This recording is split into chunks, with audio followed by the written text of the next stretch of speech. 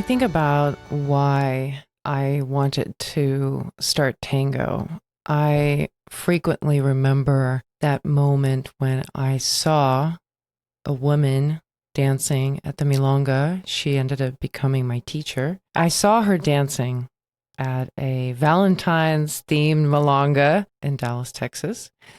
And in that moment, I felt such a desire to be able to dance like that. And when I think about what that is, it's this freedom of expressing yourself and being fully present and beautiful in your movement and in the dance. I liken this to the desire also that I had when I first encountered what it means to be an artist, when I sort of grasped the idea of this lifestyle of a person who lives every day to create and be in the studio and make beautiful things. So this image of becoming an artist, someone who is able to do this creative process every day, or then becoming a tango dancer who can dance with such eloquence and passion and presence and be so beautiful. Like, that's really what sparked a lot of my interest in both art and in tango later. This is why I decided to go to college for art, because I wanted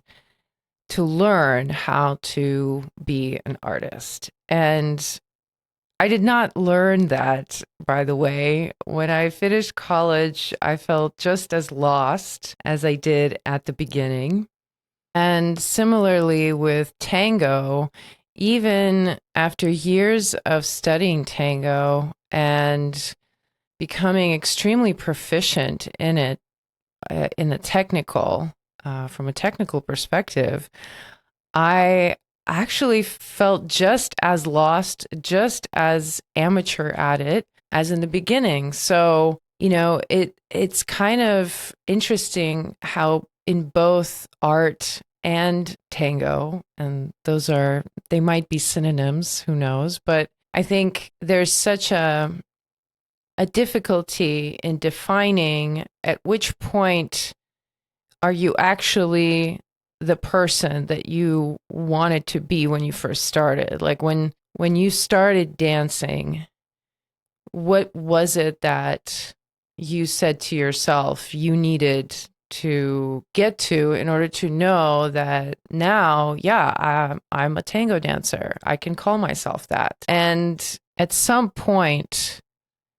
there has to come a moment where we want to get to, right? Like, that's the point. I keep coming back to that as a North Star for myself, because it's so easy to get lost in the endless list of imperfections that still need to be corrected before I deem myself worthy of calling myself a tango dancer. For a long time, when I first started dancing, the point at which I thought I needed to get to in order for me to feel like, okay, now I'm legitimately there. I've reached the goal. A lot of it had to do with the people I was dancing with. So going to a milonga and scoring a tanda with the advanced dancers in the room, like, that's what it was about. And if I did that, then that meant that I was a good dancer. And that became more and more ambitious. At some point, I had to admit to myself that even though I did get to a point where I was getting a lot of the dances that I was aiming for, I still didn't feel like I was good enough. Like, I still felt very much that I needed to work on my tango judiciously that I need to train. I was taking a lot of classes, I was drilling a lot, and that state of mind of constantly reaching for some sort of perfection and correction, it's sort of hypnotic. Once you get into it, there doesn't seem to be anything outside of that.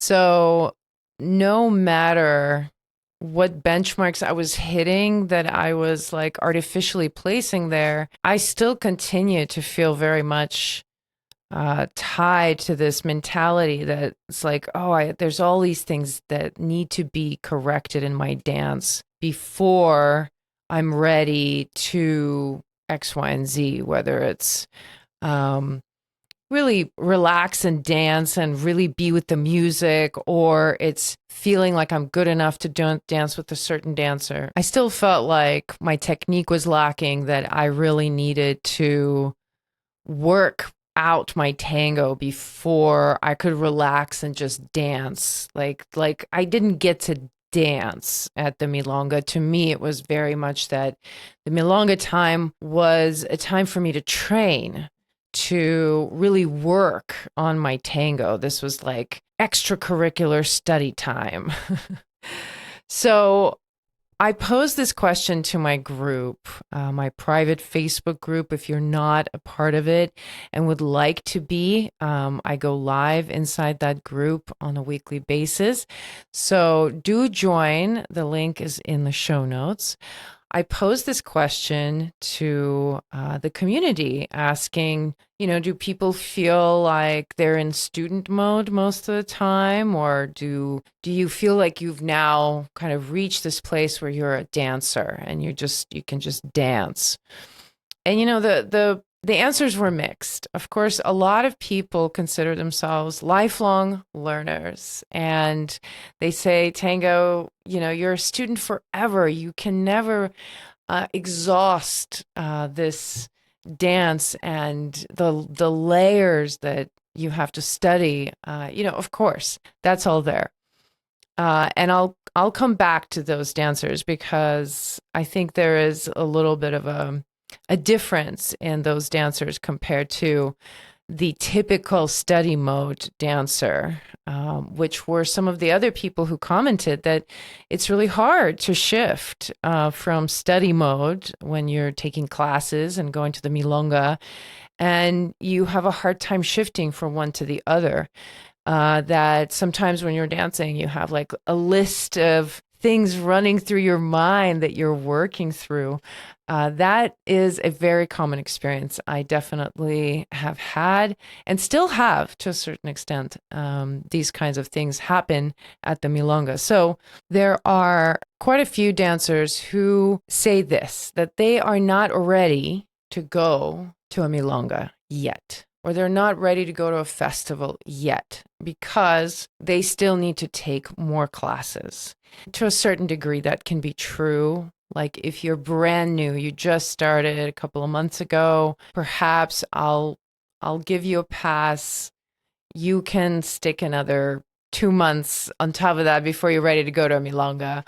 But I would say, as soon as you possibly can, the objective of your dancing is to get out to dance socially in the wild, to join the worldwide community of dancers and to be out dancing with those dancers. So that's kind of the objective for social dancers. It is true that for tango, the training is a bit more extensive than other dance forms. It's more complicated than other social dances that might just require a couple of lessons and then you feel ready. Tango is a bit more complex, but still, it is also a fact that you'll never really feel ready.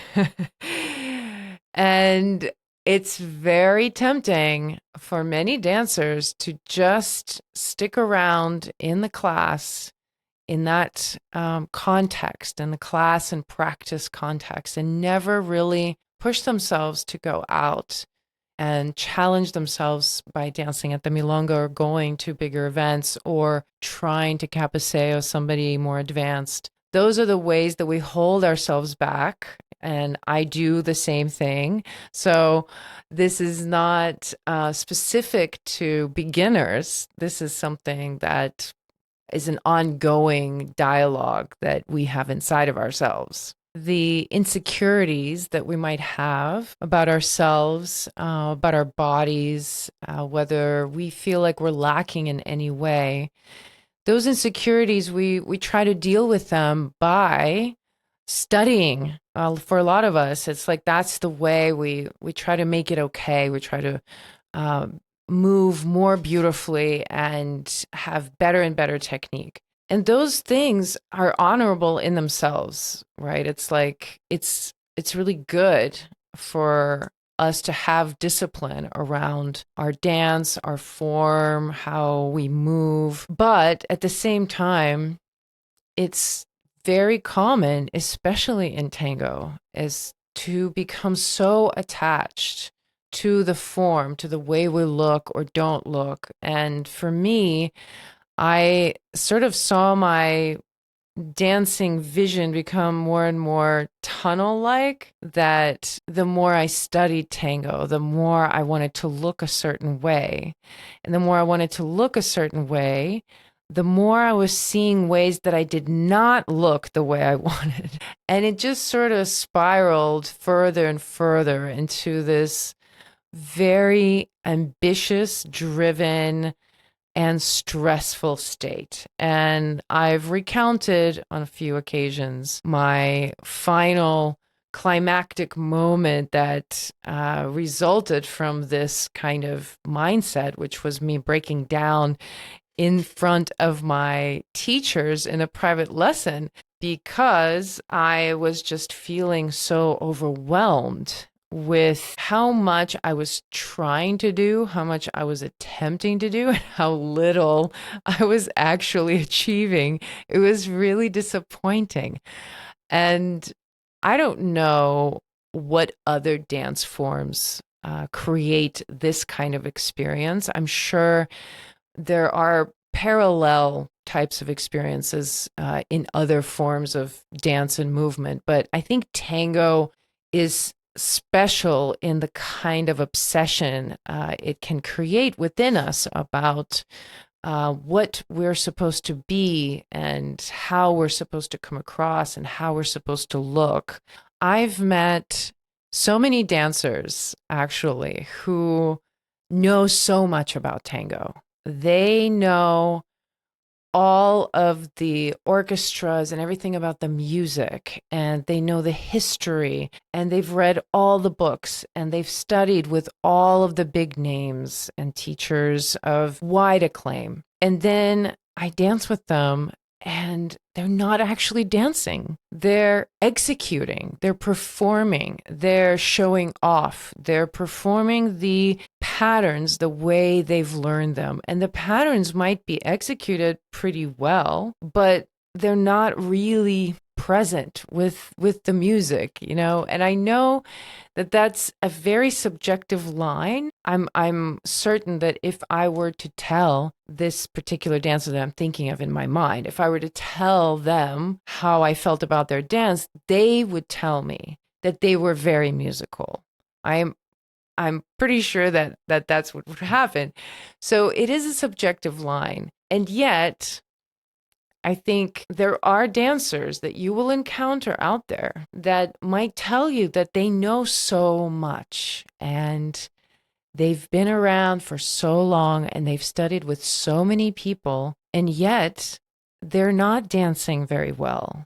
They don't actually know what it means to enter into a dance state, a dance mindset, and turn off that sort of analytical part of the brain. Because I've danced with people like that. It's very difficult for them to turn off once they're sort of locked into that. It's such a seductive state, as I said. It's really easy to just continually be obsessed with your technique or with something that you're practicing.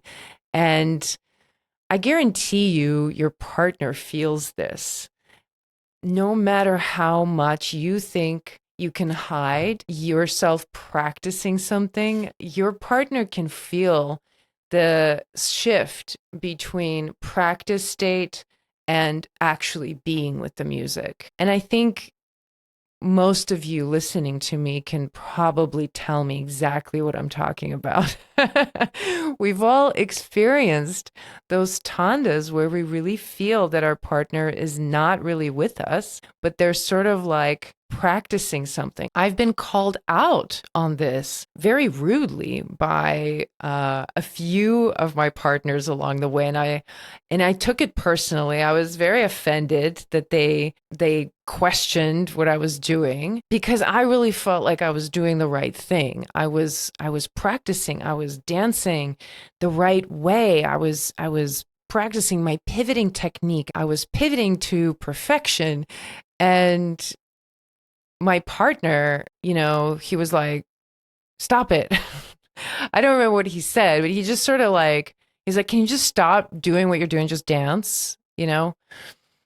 And I really took it, the wrong way. I was offended by what he was saying. And of course, I think it maybe was not the kindest way to say something, but now all these years later, I understand what he meant. And I understand how difficult it is to convey that if you wanted to. And we were good friends. So I think part of his, I guess, even daring to say something was because we were very good friends. So I appreciate that he gave me that feedback, although I did not understand what it was that he was really talking about. And now it's really clear to me that the way it feels when I dance with somebody, if I'm leading and I'm dancing with a follower who just finished a private, I recently had the opportunity several times to dance with a few followers like that. And, right after the private, you take the embrace with them and they're totally in that mode of practicing what they just learned. Because of course there's that feeling of like wanting to hold on to the information and have it like ingrained. But then there's a shift eventually where you can sense that the body goes into a very different state and suddenly their mechanics change. A lot of their bad habits come back. A lot of the work that they just learned in the private is no longer there. It's kind of like the experience. So there's nothing that we can do about it. It doesn't mean that we're supposed to hold on to this like steady mode, but it makes sense why we're so afraid of letting go. Because we're afraid that our bad habits are going to come in, right? We're afraid that we're not going to look as good if we're truly just dancing. So I felt that way for a long time. And because of that, it seemed impossible to be in a state of pure dance without at least part of my attention being focused on my technique and like watching something inside me. One person in the group mentioned this very common experience of going to the milonga and not being able to turn off their mind and having just a list of running corrections all the time and analyzing deeply what they're doing all the time. And this challenge of switching from the practicing mode to the dance mode. I think this is really at the crux of the challenge, that perhaps people who call themselves lifelong learners and they're also avid dancers, perhaps for them, they have resolved this tension. They have found a way around it. And many people did comment that they just sort of switch from one to the other very easily. It's not an issue anymore. I have to say, for me, most of the time, it's not an issue, but sometimes it still is. So if you find yourself challenged with that, don't feel alone in this. This is actually a very common experience. And the trick really lies in choosing to switch rather than waiting until you're ready to switch. For a long time, I was under the impression that the more I refined all the details that were in my mind, the closer I was getting to this state when I could just relax and coast and just dance. And that point never really came. And so the other way that I found finally my pathway into where I actually wanted to get to, this state of more switching to the dancing part, is when I finally just decided to focus on the music.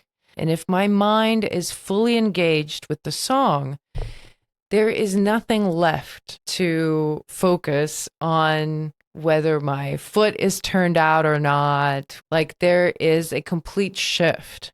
Our technique cannot get better if we don't actually practice it in the wild.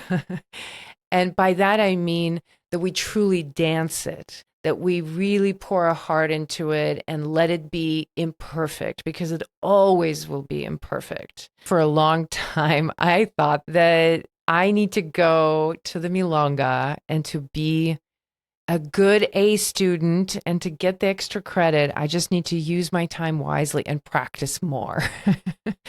But the milonga is really not for that. And I realized that I could let go of the need to be correct, to be correct in my dance. It is okay to really just dance at the milonga and to focus on what feels really good in your body, like what feels good to wear, how it feels good to move, which songs you really like to dance. That's the kinds of questions that are more appropriate for the milonga space. And those are the kinds of questions that you start asking as a dancer rather than as a student. As students of tango, our questions revolve around the technique and the history of tango and how to do things correctly. But when we are coming to the dance as dancers, our questions are more about what kind of music moves us and why, and how do we want to express it, and who do we want to express it with, and why does that person dance with us so much better on this tanda than this other person? Like, the realm of questioning is very different from when you are just sort of focusing on checking all of your check boxes and making sure all of your technique is correct. Now, contrary to my hopes, there's not a point really when anybody else can give you a diploma and tell you, now you are a dancer,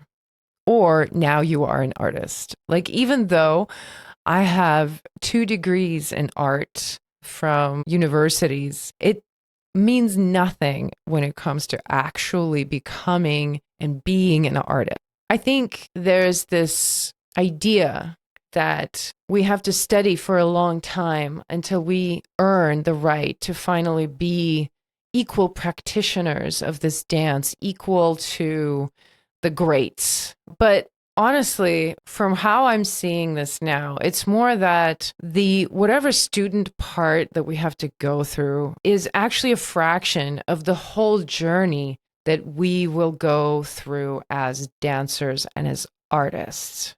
For many of us, tango is just a hobby. I know for a lot of people, it's just a matter of being connected to friends and having somewhere to go dancing from time to time. But for a lot of people, they really feel tango is a form of art that they get to practice and that they want to get deeper with and practice more and find other dancers who have similar passion.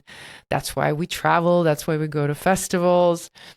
So it makes sense that for many of us, it's important to have the fundamentals in terms of our student days at the beginning, but that there is a marker in time when we start really treating ourselves and seeing ourselves more as dancers, so that we start asking different questions, so that we grow. And we grow past the vocabulary. We grow past just the technique. We grow past trying to emulate the hottest dancer who just won the championship, or the hottest dancers who are on the circuit. My journey kind of was very much of a pendulum swinging from one to the other. I went from having a lot of technique and studying and discipline kind of lifestyle to then none of it. And I just rejected it all. And I didn't want to go to class, and I only wanted to dance. And that was it.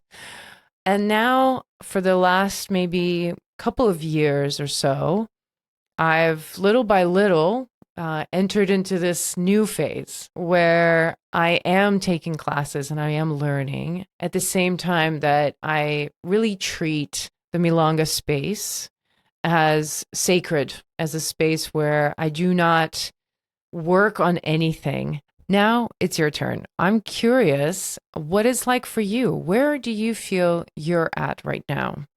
Are you in 100% student mode and waiting to start going to the milongas because you feel like you're not ready? Have you started going and you have a hard time switching from student mode to just dancing and relaxing and having fun, and it's actually more stressful? Or have you finally gotten to this place where you are a dancer? When you're going to the milonga, you dance, and maybe you also enjoy taking classes. I would love to know.